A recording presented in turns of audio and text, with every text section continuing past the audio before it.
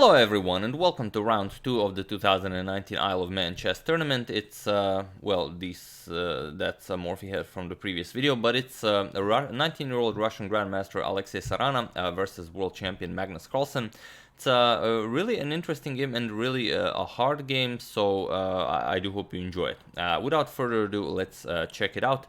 Sarana with the white pieces opens with e4, and we will have again a test of Carlsen's World Chess Championship preparation. We have c5 by Carlsen, the Sicilian defense is on the board, knight f3, knight to c6, and now d4. Just going after the center to go for some rapid development. C captures on d4, knight captures, and knight to f6. We have knight to c3 and e5. Carlsen, of course, going for his Sveshnikov, knight d to b5 and d6. We have bishop to g5 by Sarana, and now a6, kicking away the knight to a3. We have knight to a3 and now b5, the last Pelikan variation. We have bishop captures on f6, g captures on f6, and now knight to d5. An excellent outpost for the knight. This has been thoroughly analyzed and played many times before, so nothing new here. Bishop to g7 by Carlsen, and now bishop to d3. Developing, preparing the castle. Carlsen offers a trade of knights with knight to e7. He wants to get rid of white's strong knight on d5. Knight captures, queen captures, and now c4. And here Carlsen goes f5. It's not, again, a new move, over 200 games in the database with this exact same setup in big tournaments. We have castles by both sides. We have castles by Sarana, castles by Carlsen, and now queen to h5, bringing the queen into the attack. There is no actual danger of capturing here because black can just always push e4 and lock down that light square bishop, but still, it's a very active position for white. So here there are a couple of moves that are very popular, like rook to b8, like capturing on c4.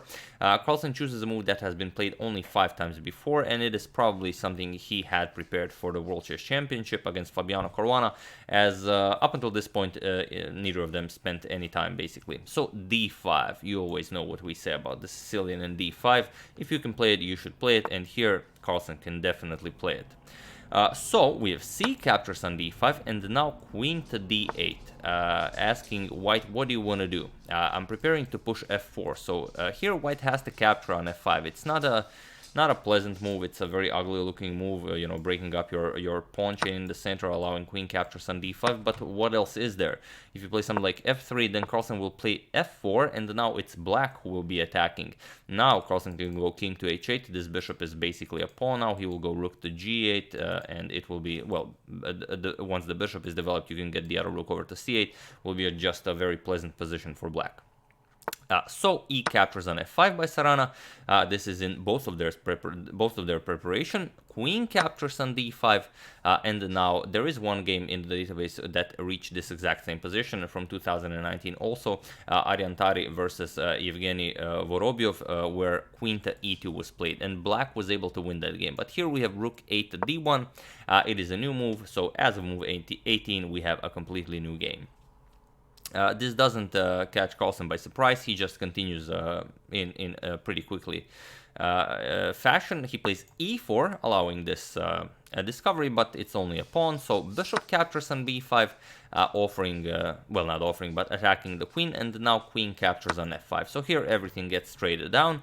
Queen captures, bishop captures, and now bishop to d7, attacking the bishop, either forcing it to a passive square like bishop to g6, or offering a trade, whereas white will get the active d7 square for his rook. So here Carlsen trades with bishop captures, rook captures, and now bishop captures on b2, attacking the knight, knight to c4, and bishop to g7, and white goes g3. Here you could go rook 8 to d1, double up along the d file, but white might have some back rank weaknesses, so instead g3 first.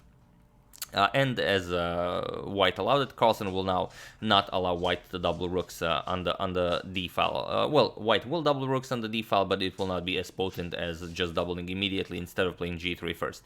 So here, if you look at the position, the material on the board is equal. It's a bishop against a knight, plays on both sides of the board, so bishop is to be preferred a little bit. On the other hand, Carlsen has 3 pawn islands, Sarana has 2 pawn islands, so white is a little bit better here.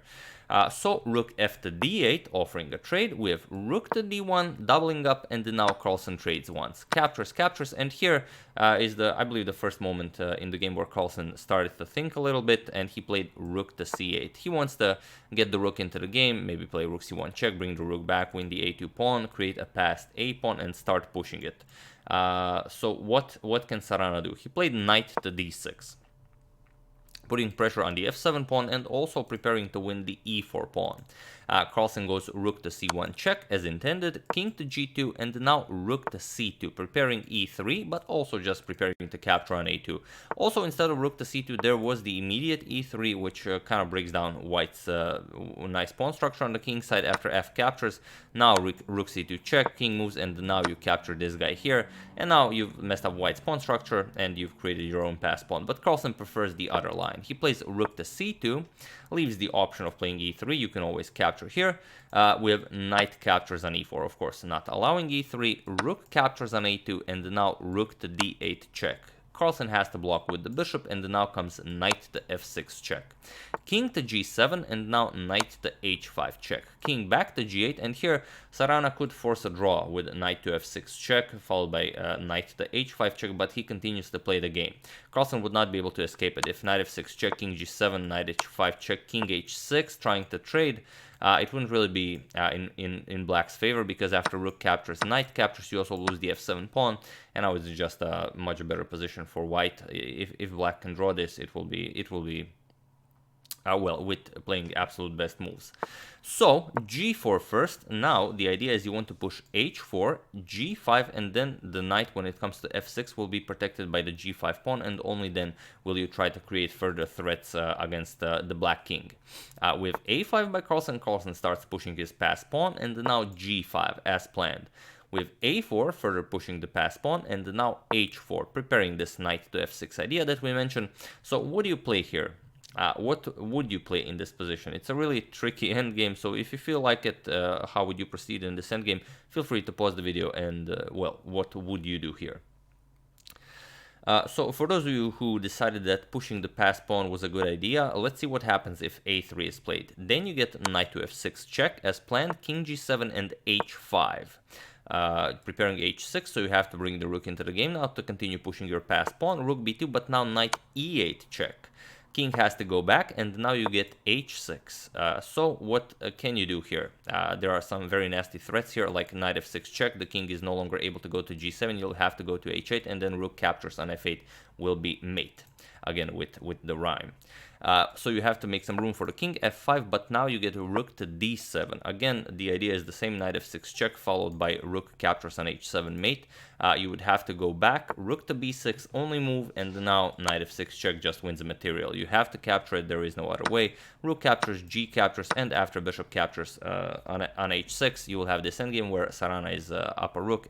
Very quickly he will win back another pawn, bring his king into the game, and it will be just a slow, painful death for white, for black. So for those of you who decided that pushing the pawn was the way to go, sorry, but it's not. Carlsen plays rook to b2. He recognizes, of course, that it's a very important tempo. You have to get the rook into the game as soon as possible. Knight to f6 check by Sarana, king g7, and now h5, preparing the setup that we've just seen. But now Carlsen has a rook to b5, so putting the g5 pawn under attack. And again, what do you play here? Sarana played f4. If you try h6 immediately, then after king to g6, you will get, well, you can always play f4 now, but now it's different because of bishop to e7, attacking the rook and the knight. So the correct line is rook to a8, bishop captures, and now rook to a6. If you don't want to mess up your pawn structure, you will try to recapture with the rook, but now a3. Black will not allow the rook to capture because well, the pawn is just far too advanced, so you will have to play king f3, king to h5, unpinning it, and now you will have to capture it. There is no more captures with check, so if you capture with the rook, just the rook a5 will win. You will have to capture with the g-pawn, and now after rook b3 check, king e4, king captures on h6, you get this position where black is again up a pawn. So Sarana doesn't go for h6, but rather f4. It is the strongest move, and I believe up until this point Sarana well within his preparation. Maybe he's even within his preparation here, because I think pretty much every move he played until this point, and even beyond this point, was the engine stop recommendation. So we have h6 by Carlsen now, not allowing pawn captures because of king captures on f6.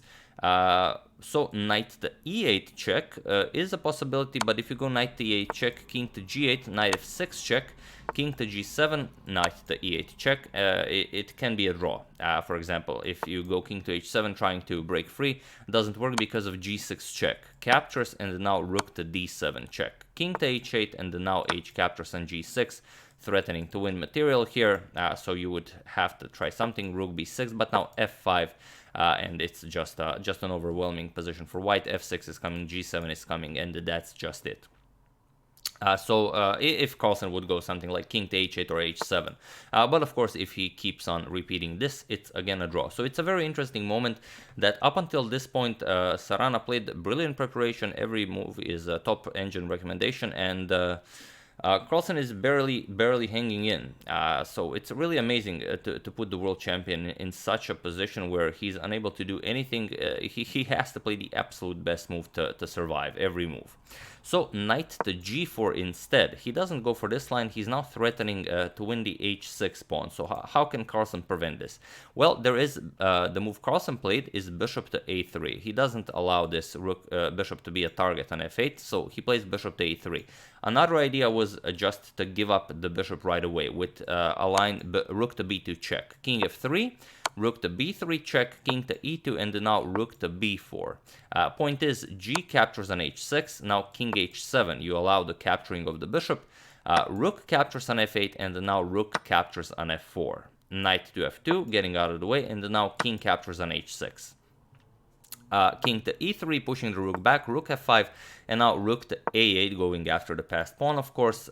King captures or rook captures on h5, and now rook captures on a4. We'll get this endgame where it's a king and rook against a king, rook, and knight, and unless it's a very specific position, black will be able to hold this to a draw. So instead, Carlsen goes for bishop to a3. It's a bit of a different line. He gives up the h6 pawn. We have knight captures on h6, and now bishop to e7, going for a similar line but a bit different. So attacking the rook, rook to d7, and now bishop captures on g5. Here Carlsen offers the bishop because if you capture the bishop, you get rook captures on g5. The knight doesn't really have a good escape square. All of the escape squares are covered. So what you can do here is king to f3, as the white king is in check. So king to f3, and now king captures on h6. Just winning back the piece, and after rook to a7, going after the passed pawn, king captures here, rook captures here, and Carlsen is the one who is up a pawn. So not the greatest continuation with f captures on g6. So Sarana plays knight captures on f7. Again, the best continuation. And now rook to b2 with check. We have king to f3, and only now bishop captures on f4. So Carlsen is very confident that he's able to hold this. So what do you play here? Again, I hope you were not considering king captures here, because then Carlsen has rook to f2 check. King to g5, you can capture on f7, and white cannot afford to trade because the a pawn is just much faster, and white will not be able to reach it. And if h6, which is interesting, king g8, rook d8 check, king to h7, now you will have to go to a8, but now rook to b7, and everything pretty much unwinds in a draw. Captures, now you're going to go rook to b5 check, king to f6, and you can even capture it, as there is no mate because the rook can just block it. Captures, and it's a draw by insufficient material. So after bishop captures, Sarana again doesn't go for king captures. He plays knight to e5, a discovered check from the rook, king to sorry, that's not a king, king to h6, and now king captures on f4 finally. And we have a3 by Carlsen. Rook, you could go rook to a7, just putting a rook behind the passed pawn, but Sarana plays rook to d5. He says, okay, you know, if maybe Carlsen captures here, I'll just make a discovery, knight to d3, a discovered check, and pick up his rook. You know, it's not unimaginable that this can happen.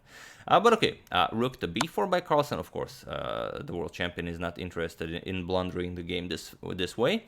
King to g3, and now a2. proceeding to push the pawn. We have rook to a5 now, putting the rook behind the passed pawn, and now a1 queen. Carlsen just gives it away as he knows how to draw a rook against a rook and knight. We have rook captures on a1, and now king captures on h5. Rook a5, and here it seems that, well, now you have 50 moves, as there are no more pawns and no more captures will most likely happen. You have 50 moves to beat black, otherwise it's a draw by 50 move rule repetition. So Carlsen goes rook to b1, and sorry, that's a b2, rook to b1, and here we have king to f4. We have rook to f1 check, and here Sarana just played knight to f3, a discovered check from the rook, and it was in this position that they agreed to a draw. As Sarana is not interested to press, it is of course possible for black to mess it up, but Sarana, with Carlsen having 1 hour on the clock, doesn't think that he will be able to grind down the world champion. Although there were cases, for example, in 1996, Judith Polgar with the white pieces played against Garry Kasparov, and Kasparov was able to win a game, rook and knight against the rook, and I think Judith really needed a few more moves to survive, but before reaching move 50 she had to resign in face of certain doom. I will find this game and attach it and put it in the description below. It will be the first thing you will see. I will put a link to the PGN, so if you're interested in this game, how Kasparov maneuvered his pieces. But yeah, here Sarana is not interested in checking if Carlsen is able to hold this, so of course they agreed to a draw. And a lot of people were saying that how come this is such a strong variation for white, how come Caruana did not use it in the World Chess Championship match in 2018. But the thing is, Carlsen ran straight into this preparation. Sarana threw at him. Sarana played the absolute best preparation, the absolute best moves, the top recommendations by the engine basically, and Carlsen just easily drew this. So I don't think Caruana would actually gain anything by playing this line in the World Chess Championship match. If I don't know, it just seems that it wouldn't make any difference, because if Carlsen drew the game against the top engine recommendations here, so I don't think it would be a good idea for Caruana to have tried this during the World Chess Championship match. But yeah, I just wanted to share that with you guys. This is a game that ended fairly quickly, so I decided to make a video on it right away. I would like to thank John Cousins and Barry Malone for a contribution to my channel. Thank you a lot, I really appreciate it. As usual, you can check 2 of my previous videos here. Thank you all for watching, and I will see you soon, continuing the coverage of the Isle of Man Grand Swiss tournament, and of course checking up on your wonderful suggestions as usual. So thank you all, I will see you soon, and have an excellent rest of your day.